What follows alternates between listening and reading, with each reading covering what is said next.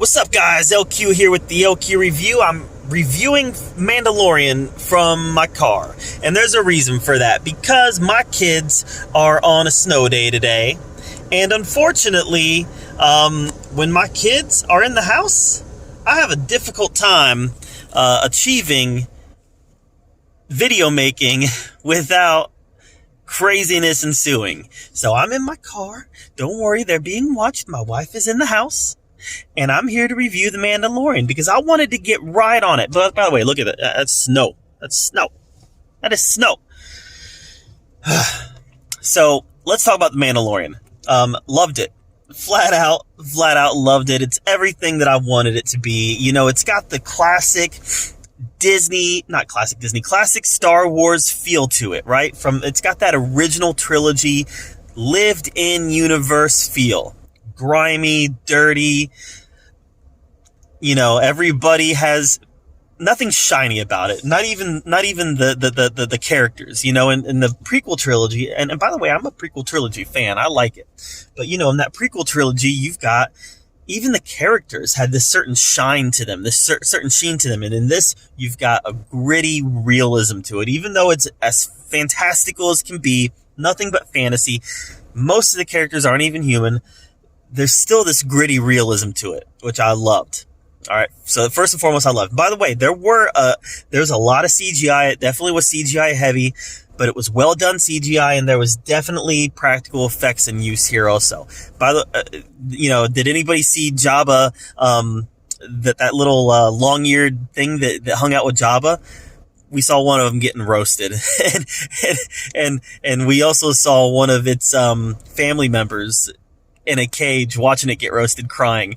That's the type of stuff that reminds me of the original trilogy. It sounds heartbreaking on the surface, but it was great. It was great to see this real world that it feels real.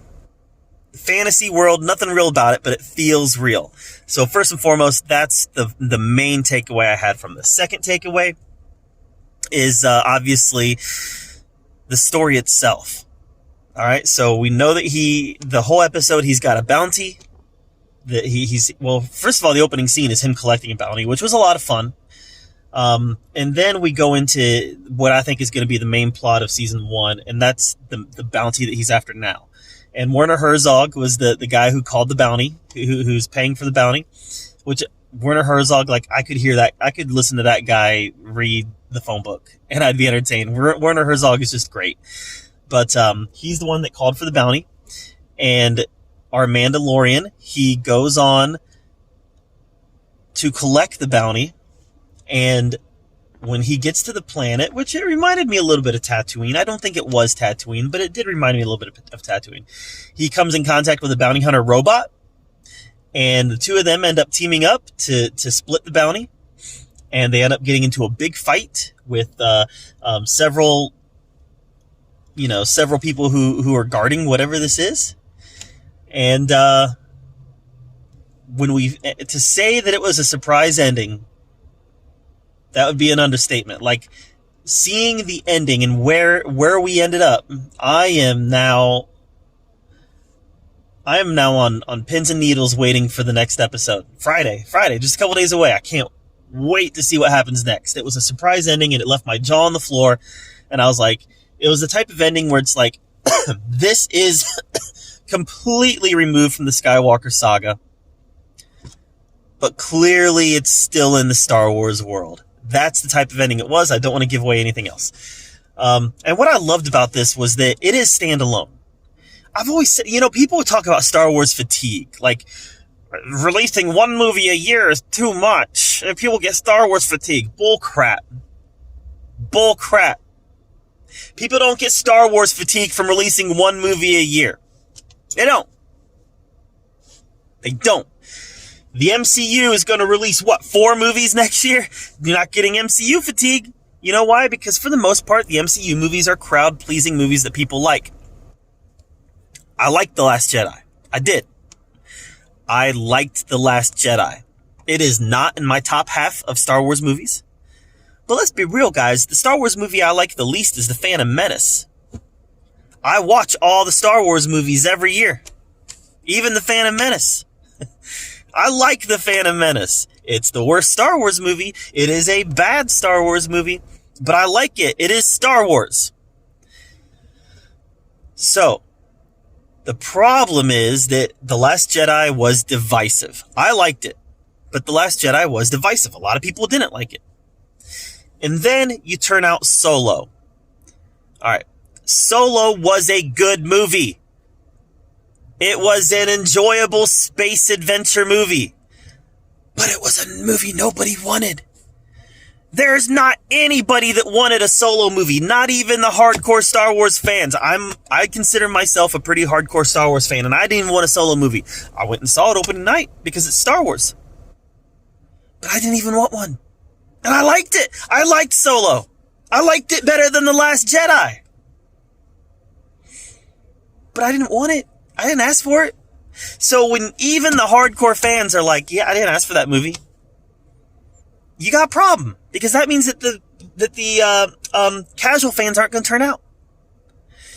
So we can have lots of Star Wars content. It's not the content that's the problem. It's it's not the amount of content that's the problem. It's the content that you're putting out there that's been the problem. The MCU has had bad movies, guys. Thor: The Dark World was a bad movie. Iron Man 2, bad movie. However, most of the MCU movies are crowd pleasers.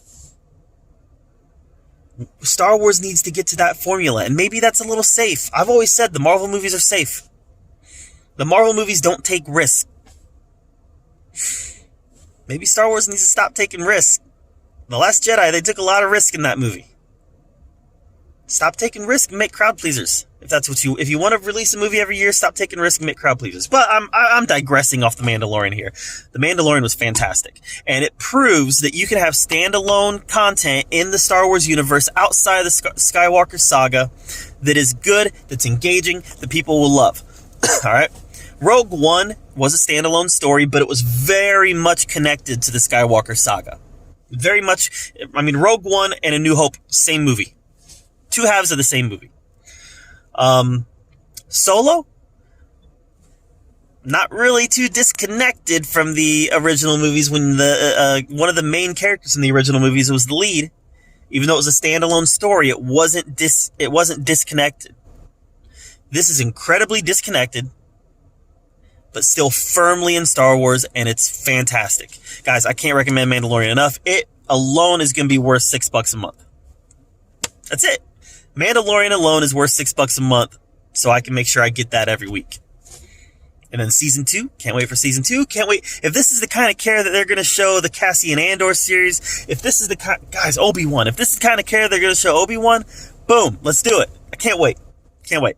Mandalorian was fantastic, guys. Love it. Check it out. Can't wait to hear what you thought of it, because this was phenomenal storytelling. And it's just the first 39 minutes. Can't wait to see where it goes from here. Let me know what you thought of The Mandalorian in the comments down below. Thank you so much for being here at the Oki Review, where we talk about all the geeky, nerdy stuff we love to talk about. And until next time, we'll see you later. Every single day